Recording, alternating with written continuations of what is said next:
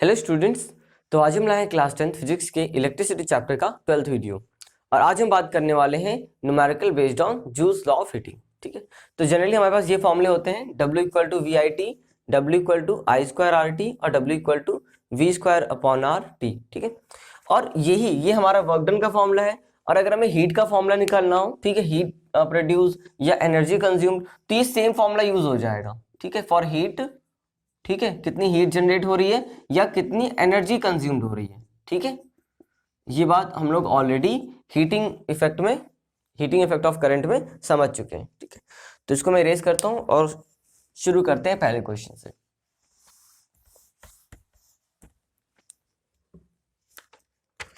First question देखते हैं। So first question है हमारा question number 1। N electric heater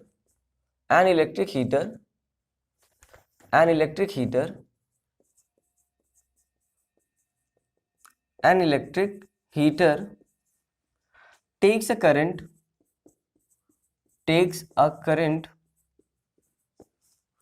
of 5 ampere ठीक है, when operated at 200 volt when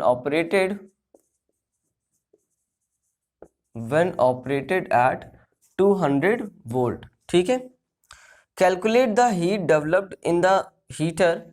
हमें क्या कैलकुलेट करना है? Calculate the heat developed in the heater in 5 minutes। ठीक है, in 5 minutes। ठीक है, 5 मिनट्स में कितनी हीट जनरेट करेगा वो heater, that we have to calculate. तो पहले देख लेते हैं क्या क्या हमें गिवन है। सॉल्यूशन देखें, हमें क्या क्या गिवन है। हमें गिवन है an electric heater takes a current of 5 ampere, मतलब करंट की वैल्यू पता है I इक्वल टू 5 एम्पियर। और क्या पता है? व्हेन ऑपरेटेड एट, मतलब V की वैल्यू मुझे पता है 200 वोल्ट। ठीक है, और इसके अलावा क्या पता है? टाइम पता है, तो T इक्वल टू हो जाएगा 5 मिनट। इस मिनट को करना पड़ेगा सेकंड में कन्वर्ट। ठीक है, हमें टाइम किस में चाहिए होता है? सेकंड में चाहिए होता है। तो T equal to 5 multiply by 60, ठीक है, सेकेंड्स, तो यहाँ पे आ जाएगा 300 सेकेंड्स। ठीक है, अब कौन सा फॉर्मूला यहाँ यूज करेंगे? तो हमें बात हीट की बोली गई, तो हम H इक्वल टू फॉर्मूले लिख लेते हैं। H इक्वल टू हो जाएगा हमारा VIT, एक ये फॉर्मूला है। H equal to I square R T, ठीक है, और H equal to V square upon R T, ये फॉर्मूले हैं। तो इसमें से कौन सा फॉर्मूला यूज करें? देखो, हमें I पता है, V पता है और T पता है, तो ये वाला फॉर्मूला सफिशिएंट होगा। ठीक है, तो यहाँ पे लिख लेते हैं H इक्वल टू VIT। तो V की वैल्यू है यहाँ पर 200, I की वैल्यू 5 और T की वैल्यू 300। तो इन्हें सॉल्व करेंगे तो 5 टू जा 10 और 3, तो यहाँ पर आ जाएगा अल्टीमेटली 1000। ठीक है, ये 1000 आ जाएगा और ये 1000 और ये 300। ठीक है, तो ये आ जाएगा 3 इंटू 10 की पावर, यहाँ से 3 और यहाँ 2, तो 10 की पावर 5 जूल। ठीक है, ये हमारा आंसर होगा। ठीक है, समझ में आ गया? ठीक है, इसको सॉल्व करेंगे तो 3 into 10 to the power 5 joule, ये इतने हीट जनरेट करेगा। ठीक है, after 5 minutes. Question number 2, calculate the amount of heat generate calculate the amount of heat generate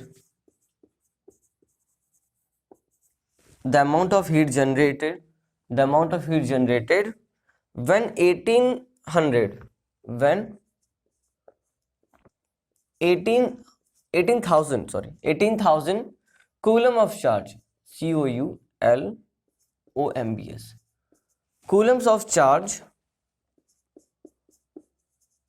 coulombs of charge are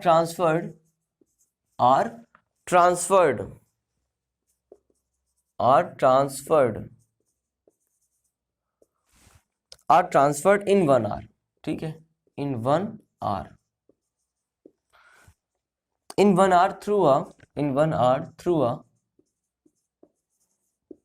through a potential difference। ठीक है, through a potential difference of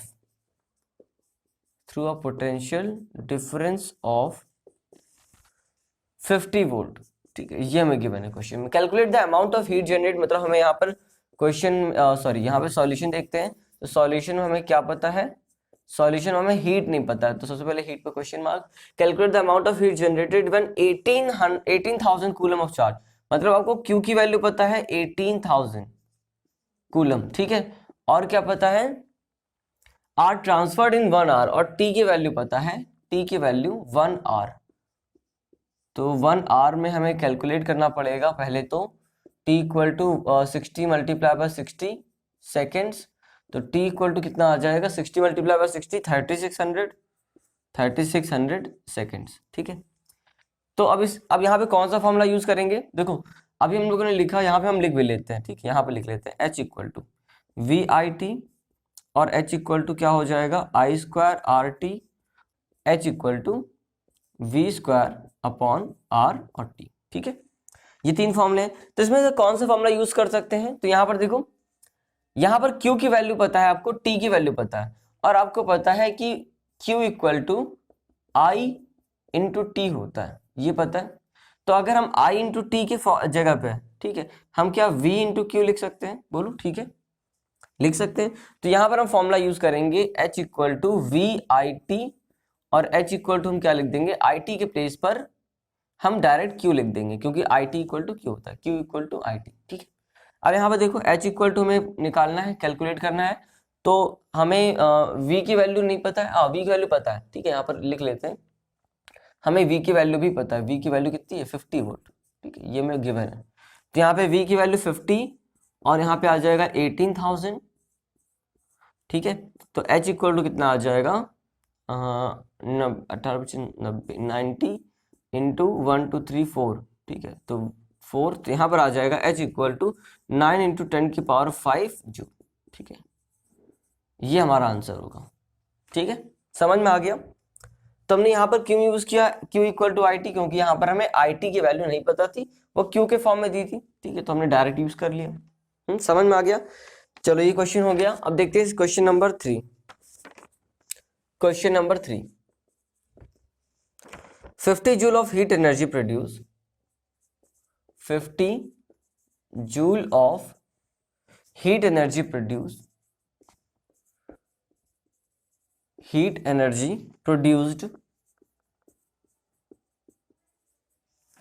energy produced each second, ठीक है, each second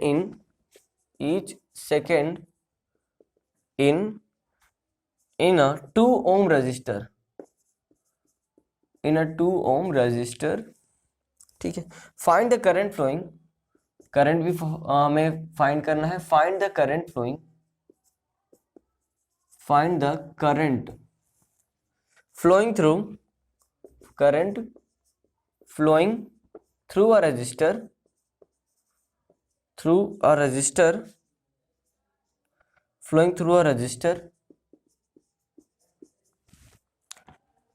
हमें current find करना है, also और एक चीज फाइंड करनी है, क्या, find the potential difference, find the potential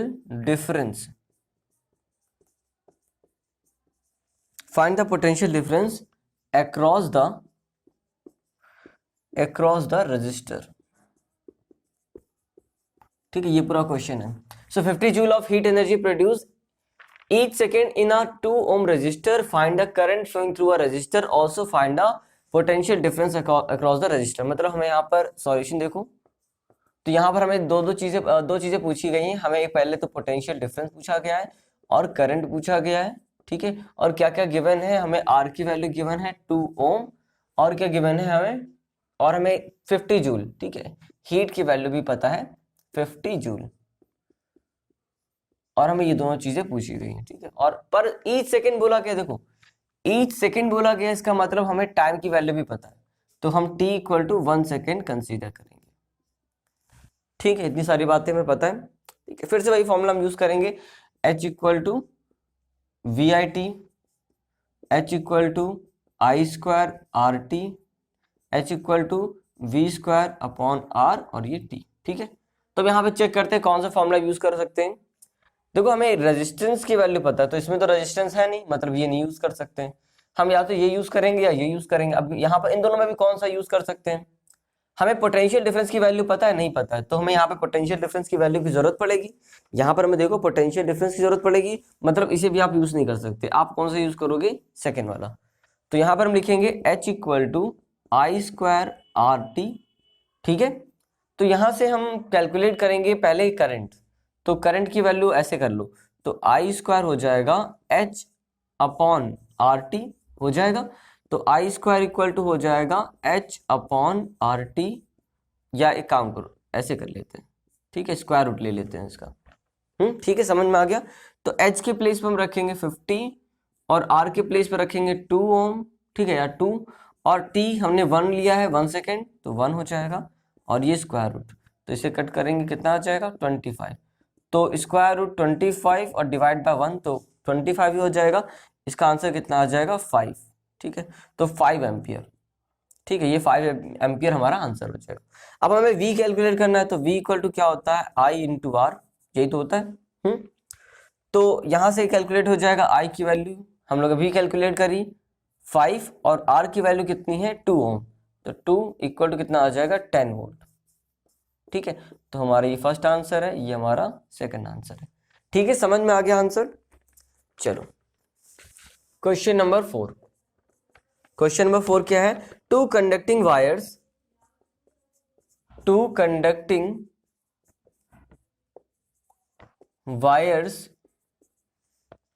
of the same material, ठीक है, of the same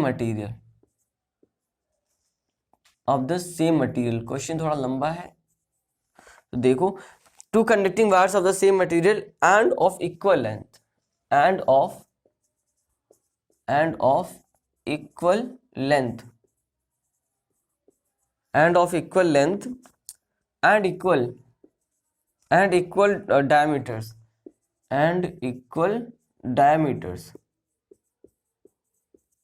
equal diameters are first connected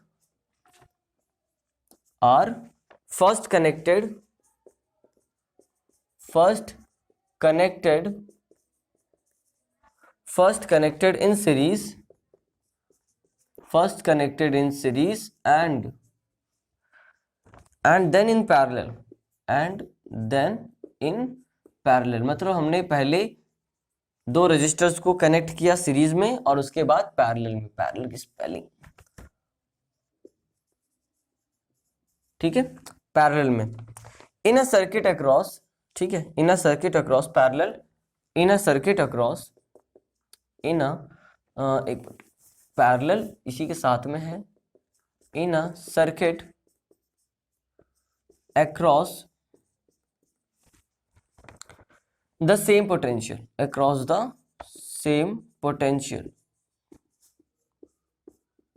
ठीक है, this is important question, across the same potential difference, ठीक है, across the same potential difference, the ratio of heat produced, हमसे क्या पूछा गया है? the ratio of heat produced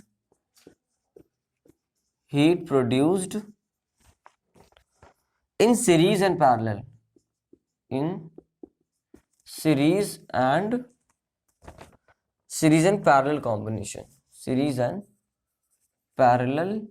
combination,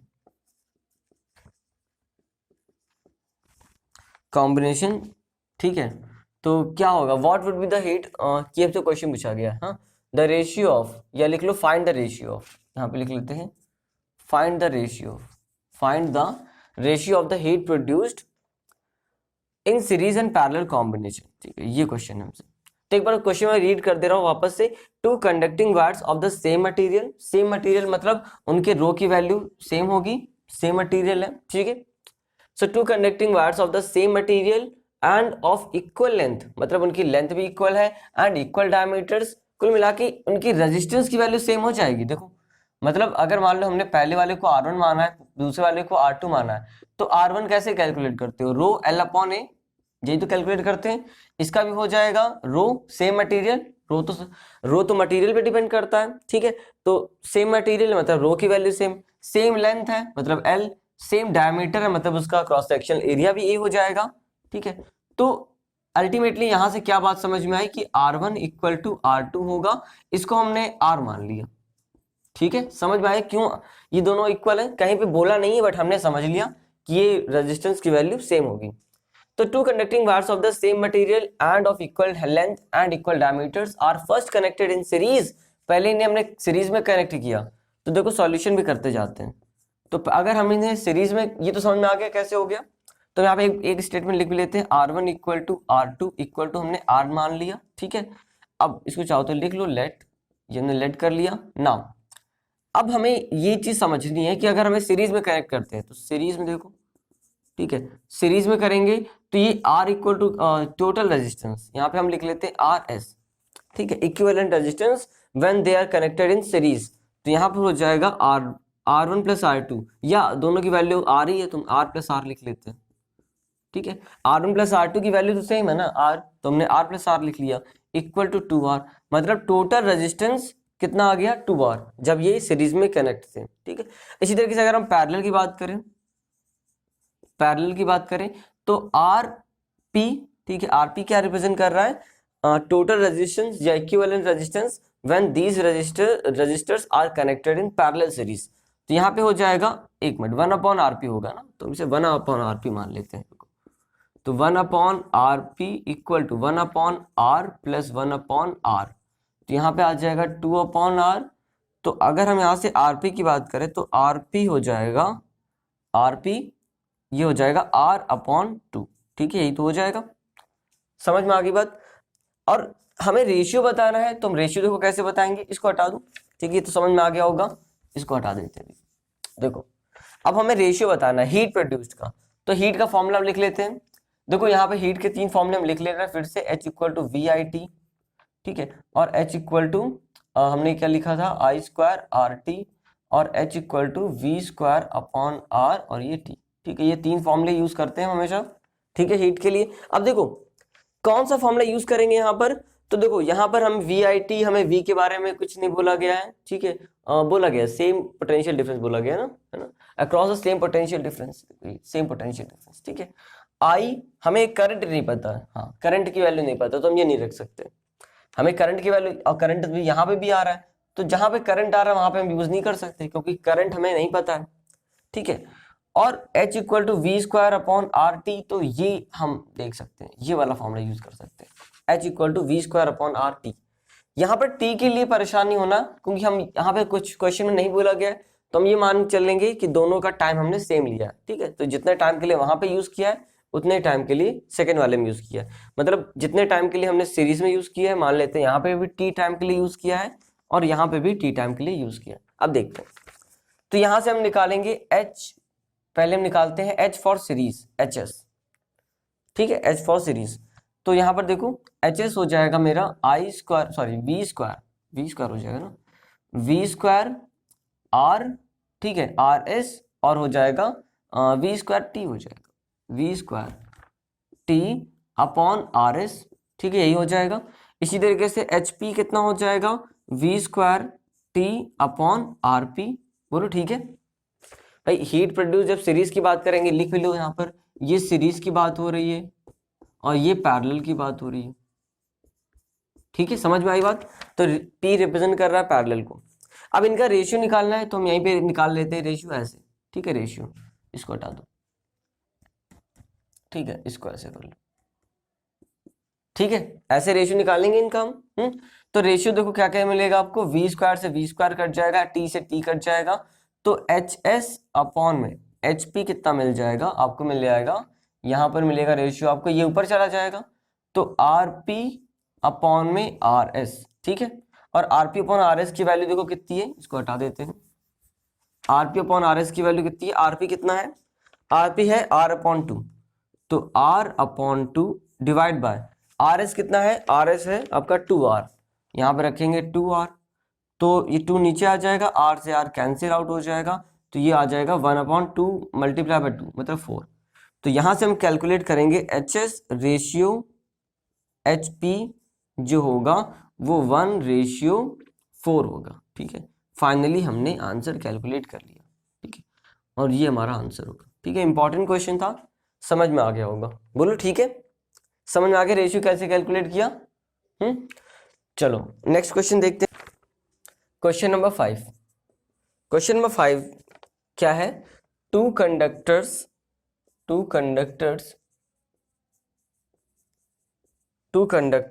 having resistance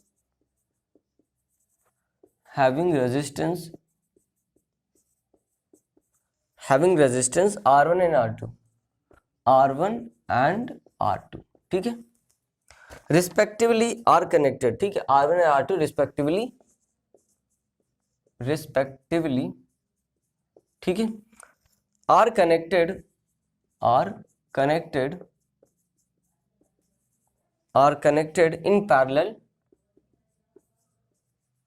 in parallel with a cell। ठीक है, with a cell बोलते हैं, विद अ बैटरी बोलते हैं।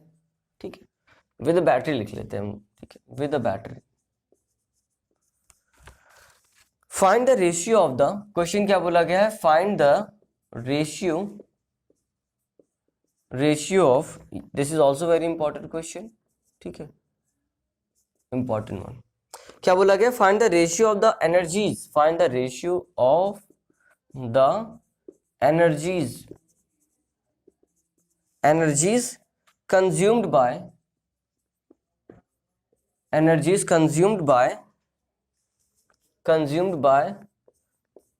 the two conductors